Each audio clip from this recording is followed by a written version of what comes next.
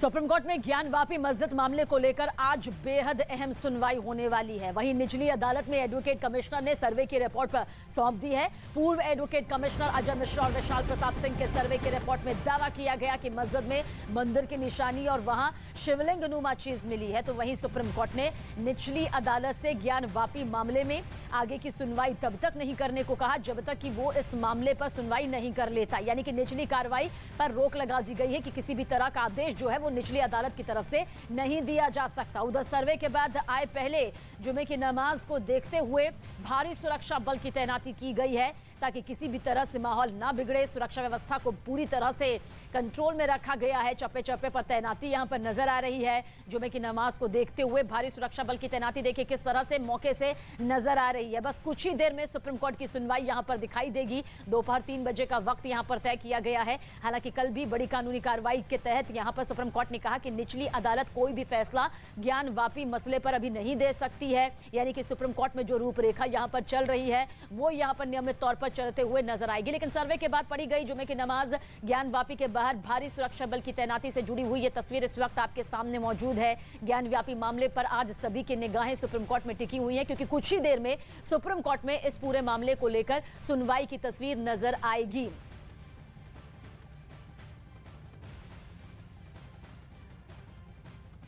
और हमारे दो सहयोगी इस वक्त हमारे साथ मौजूद हैं। मेरे साथ मेरे सहयोगी वाराणसी से यतेंद्र मौजूद है और साथ ही एहतेशाम भी हमारे साथ मौजूद है। एहतेशाम, सबसे पहले आपकी तरफ रुख करेंगे। सुप्रीम कोर्ट की ये पूरी कार्रवाई आज किस तरह से नजर आने वाली है? दोपहर 3 बजे से जो कानूनी प्रक्रिया नजर आएगी पूरी डिटेल उस पर चाहेंगे।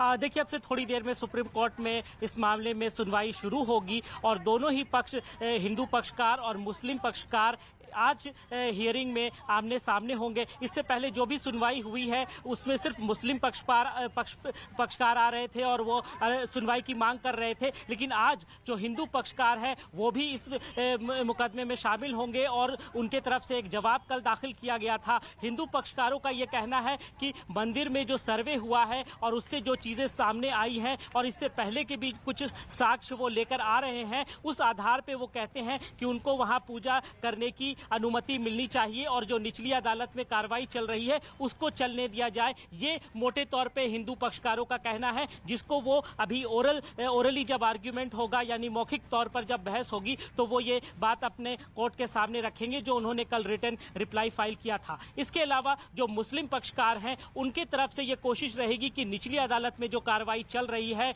चाहे वो सर्वे रिपोर्ट का मामला हो या दूसरे और कई नई अर्जियां भी आई है। जैसे एक अर्जी आई है कि मस्जिद की एक दीवार को गिराने की अनुमति दी जाए क्योंकि वहां पर मंदिर होने के साक्ष्य मिले हैं। तो उस अर्जी को पर भी रोक लगाने के लिए मुस्लिम पक्षकारों की तरफ से आज एक मांग रखी जाएगी। तो मुस्लिम पक्षकारों का उनकी ये स्ट्रैटेजी होगी कि किसी तरह से निचली अदालत की कार्रवाई पर जो कल सुप्रीम कोर्ट ने रोक लगाई थी वो रोक आगे भी जारी रहे और सुप्रीम कोर्ट इस पूरे मामले को विस्तृत तौर पर देखे। अब से थोड़ी देर में जब कार्रवाई शुरू होगी सुप्रीम कोर्ट की तब हमें ये चीजें देखने को मिल सकती हैं। जी, तो सुप्रीम कोर्ट की कार्रवाई बस कुछ ही देर में शुरू होने वाली है। मेरे सहयोगी वाराणसी से यतेंद्र शर्मा हमारे साथ मौजूद है। यतेंद्र, वाराणसी से क्या तस्वीर यहां पर सामने आ रही है, खासतौर से उस सुरक्षा व्यवस्था को लेकर जो कि इसलिए वहां पर और ज्यादा कड़ी कर दी गई है ताकि जो सौहार्द है वो बना रहे और किसी भी तरह से जो माहौल बिगड़े ना? देखिए, बिल्कुल शबीना, माहौल बिगड़े ना इसको लेकर प्रशासन की तरफ से सुरक्षा के कड़े इंतजाम किए गए। आप देख सकते हैं अभी भी भारी संख्या में पुलिस फोर्स तैनात है। लेकिन आज जुमे की नमाज थी और जुमे की नमाज के दौरान अंजुमन इंतजामिया कमेटी के द्वारा एक अपील भी जारी की गई थी कि अंदर वजू की और शौचालय की व्यवस्था नहीं है क्योंकि कोर्ट के निर्देश के बाद वजू खाने को और शौचालय को सील कर दिया गया है। तो ऐसे में कम से कम नमाजी अंदर आए, वो अपने मोहल्लों में जो मस्जिद है वहां पर ही नमाज अदा करें और इसके साथ ही अगर कुछ लोग आते भी हैं तो वो अपने घर से ही वजू करके आए और शौचालय का प्रयोग करके आए। इस तरह की एक अपील अंजुमन इंतजामिया के द्वारा की गई थी। लेकिन इसके बावजूद भी जो आमतौर पर जुमे की नमाज होती है, जो नमाजियों की संख्या होती है, उससे ज्यादा काफी बड़ी संख्या में नमाजी यहाँ पर पहुंचे थे। एक माना यह जा रहा है कि शायद अपील केवल दिखावे के लिए की गई थी, अंदर खाने मैसेज कुछ और था। लेकिन फिलहाल सुरक्षा के कड़े इंतजाम किए गए, नमाज पूरी हो चुकी है।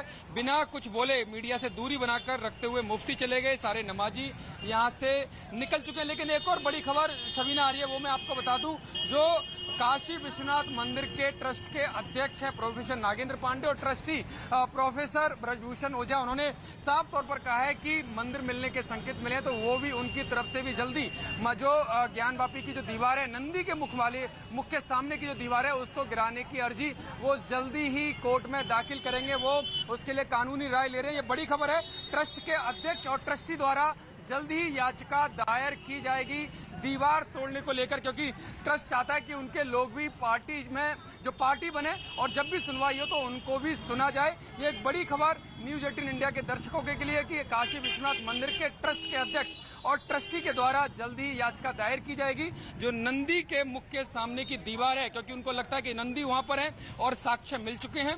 तो ऐसे में अब ज्यादा समय भगवान शिव के जो भगवान शिव का जो शिवलिंग है उसके बिना नहीं रहा जा सकता, वहां पर पूजा अर्चना होनी चाहिए। तो उस सामने और जो बिना किसी गतिरोध के नंदी के सामने का जो आने जाने का रास्ता खुलना चाहिए, तो जल्द ही याचिका दायर की जाएगी। ये ट्रस्ट के अध्यक्ष और जो ट्रस्टी हैं ब्रजभूषण ओझा, उन्होंने साफ तौर पर हमसे बात करते हुए कहा है। जी चलिए, आप दोनों ही सबसे बड़ी खबर पर नजर बनाए रखिएगा। आगे भी एहतशाम और यतेंद्र आपकी तरफ रुख करेंगे, हर अपडेट दर्शकों तक आप दोनों के जरिए पहुंचाएंगे।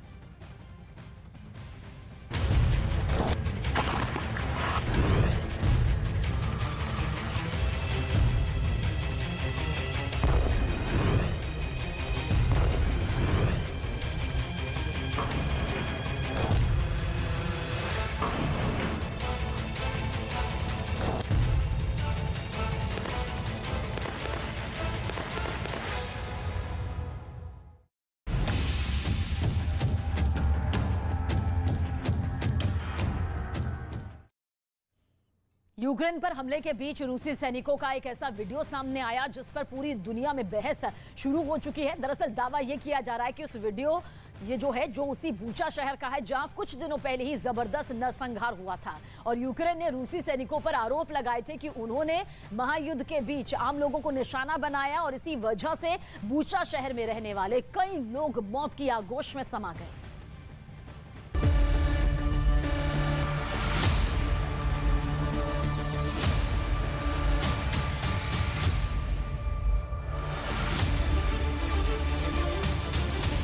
रूसी सैनिकों का डरा देने वाला वीडियो से खुलेगी बुचा नरसंहार की पोल।